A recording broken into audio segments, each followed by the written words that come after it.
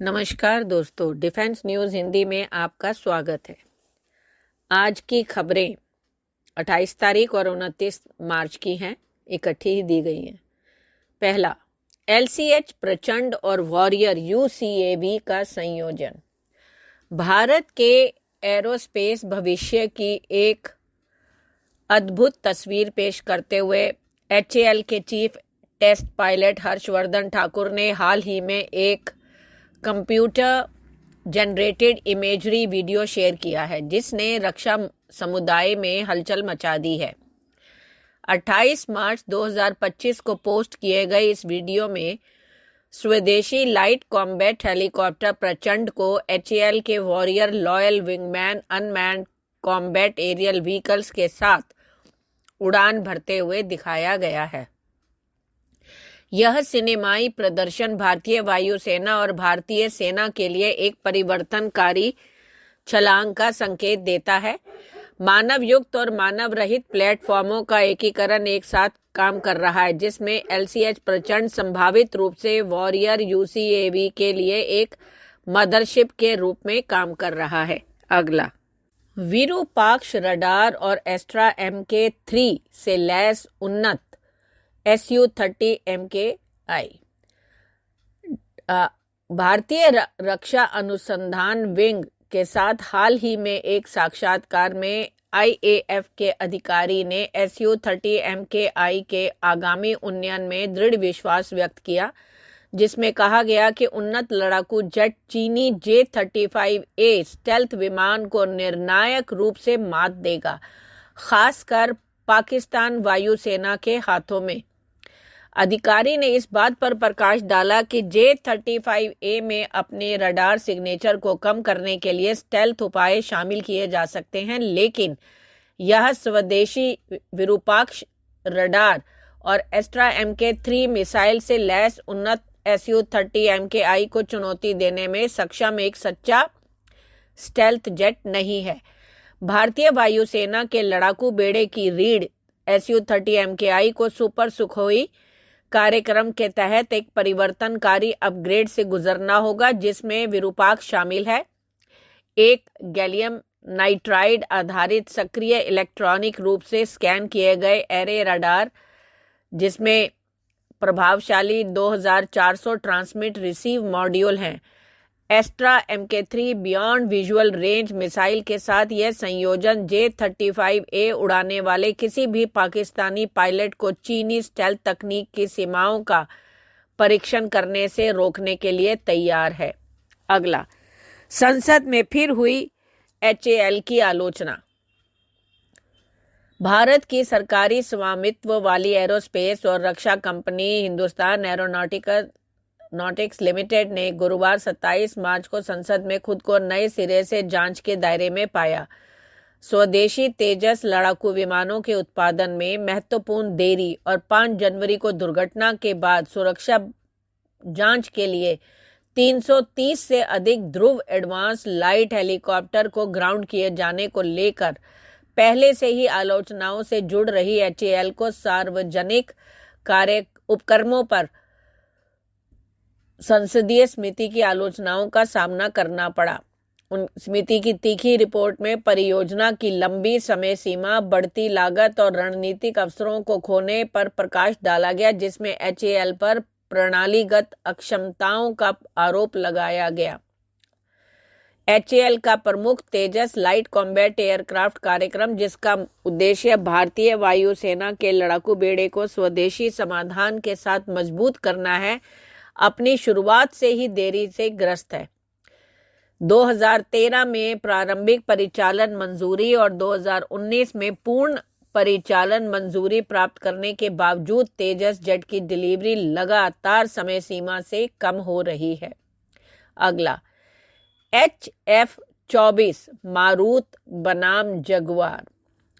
भारतीय विमानन इतिहास के पन्नों में कुछ कहानियां इतनी मार्मिक और निराशाजनक हैं जितनी कि HF-24 मारूत की कहानी, जो भारत का पहला स्वदेशी रूप से डिजाइन किया गया जेट फाइटर था और अंततः ब्रिटिश निर्मित SEPECAT जगुआर स्ट्राइक एयरक्राफ्ट के पक्ष में इसे किनारे कर दिया गया। हाल ही में हुए खुलासों ने इस प्रकरण पर नई रोशनी डाली है, जिसमें इस विडंबना को उजागर किया गया है कि HF-24 से जगुआर में स्थानांतरित होने वाले कई भारतीय वायुसेना पायलटों ने बाद वाले को कुछ महत्वपूर्ण भूमिकाओं में कमतर पाया, खासकर एक निम्न स्तरीय स्ट्राइक एयरक्राफ्ट के रूप में। इस निर्णय ने न केवल HF-24 कार्यक्रम को समाप्त कर दिया, बल्कि इसके शानदार डिजाइनर डॉक्टर राज महिंद्रा को इस्तीफा देने के लिए मजबूर कर दिया, जिनके जाने से दशकों बाद लाइट कॉम्बैट एयरक्राफ्ट तेजस कार्यक्रम तक विशुद्ध रूप से भारत द्वारा डिजाइन किए गए लड़ाकू विमानों के अंत का संकेत मिला। यह प्रकरण संस्थागत दूरदर्शिता की एक कठोर याद दिलाता है, जिसने कई बार रक्षा विमानन में आत्मनिर्भरता के लिए भारत की खोज में बाधा उत्पन्न की है। अगला, स्वदेशी FPV ड्रोन का परीक्षण।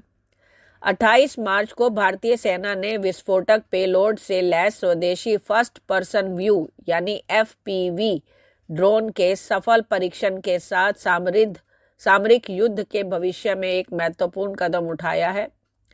डॉक्टर राघवेंद्र के नेतृत्व में चंडीगढ़ में टर्मिनल बैलिस्टिक्स रिसर्च लेबोरेटरी की एक टीम के सहयोग से फ्लेयर दी लिस ब्रिगेड के मेजर सेफस चेतन द्वारा इन हाउस विकसित किया गया यह कामिकेज ड्रोन एक ऐतिहासिक मील का पत्थर है। 5 ड्रोनों के शुरुआती बैच को शामिल करने और 95 और ड्रोनों की खरीद के साथ, जिनमें से प्रत्येक की कीमत 1.4 लाख रुपए है, सेना एक ऐसी तकनीक में कदम रख रही है जो वैश्विक स्तर पर युद्ध के मैदानों को नया आकार दे रही है। फिर भी संख्याएं मामूली लगती हैं, बहुत मामूली, एक ऐसी क्षमता के लिए जो भारत की सैन्य बढ़त को फिर से परिभाषित कर सकती है। अगला, मिसाइल परीक्षण के लिए नया नोटम जारी। भारत ने आगामी मिसाइल परीक्षण के लिए एक नया नोटिस टू एयरमैन जारी किया है, जो अप्रैल 9 को सुबह 10 बजे से 12 अप्रैल 2025 को शाम 4:30 बजे IST तक शामिल होने वाला है। निर्दिष्ट परीक्षण क्षेत्र 475 किलोमीटर की सीमा में फैला है, जिससे मूल्यांकन की जाने वाली मिसाइल प्रणाली की प्रकृति के बारे में अटकलें लगाई जा रही हैं। 29 मार्च को की गई यह घोषणा भारत की मिसाइल क्षमताओं को मजबूत करने के लिए चल रहे प्रयासों को रेखांकित करती है, जो तेजी से अस्थिर भू राजनीतिक परिदृश्य में इसकी रक्षा रणनीति का एक महत्वपूर्ण घटक है। अगला, स्विच UAV को मिली नई उड़ान। महाराष्ट्र के गढ़चिरौली के घने बीहड़ जंगलों में जहां नक्सली विद्रोह का खतरा मंडरा रहा है, आधुनिक तकनीकी युद्ध के मैदान को बदल रही है। गढ़चिरौली के पुलिस बल का नेतृत्व करने वाले गतिशील IPS अधिकारी पुलिस अधीक्षक नीलोत्पल ने नक्सल विरोधी अभियानों को मजबूत करने में आइडिया फोर्स के स्विच UAV की खेल परिवर्तनकारी भूमिका पर प्रकाश डाला है। 26 मार्च को आइडिया फोर्स के अधिकारी चैनलों के माध्यम से साझा किए गए एक हालिया बयान में नीलोत्पल ने विस्तार से बताया कि कैसे ये स्वदेशी मानव रहित वाहन सुरक्षा प्रयासों को बढ़ाते हैं, खतरों को ट्रैक करना, आंदोलनों की निगरानी करना और सटीक कार्रवाई को सक्षम देना, विशेष रूप से अस्थिर छत्तीसगढ़ सीमा पर।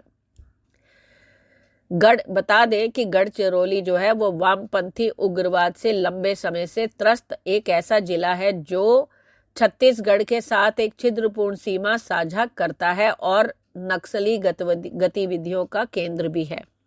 अगला, जेन टेक्नोलॉजी को 152 करोड़ रुपए का ऑर्डर मिला। भारत की अग्रणी एंटी ड्रोन तकनीक और रक्षा परीक्षण समाधान प्रदाता जेन टेक्नोलॉजीज लिमिटेड ने गुरुवार को घोषणा की कि उसे रक्षा मंत्रालय से लगभग 152 करोड़ रुपए का ऑर्डर मिला है।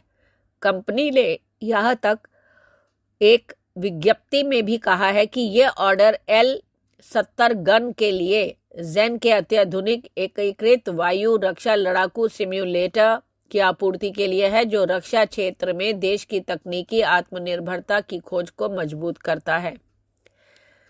मैक 2 श्रेणी के तहत जेन के आंतरिक अनुसंधान एवं विकास प्रयासों के माध्यम से पूरी तरह से विकसित यह परियोजना सशस्त्र बलों के लिए रणनीतिक मूल्य के साथ मालिकाना प्रौद्योगिकी और बौद्धिक संपदा के निर्माण के लिए कंपनी की प्रतिबद्धता को दर्शाती है। धन्यवाद।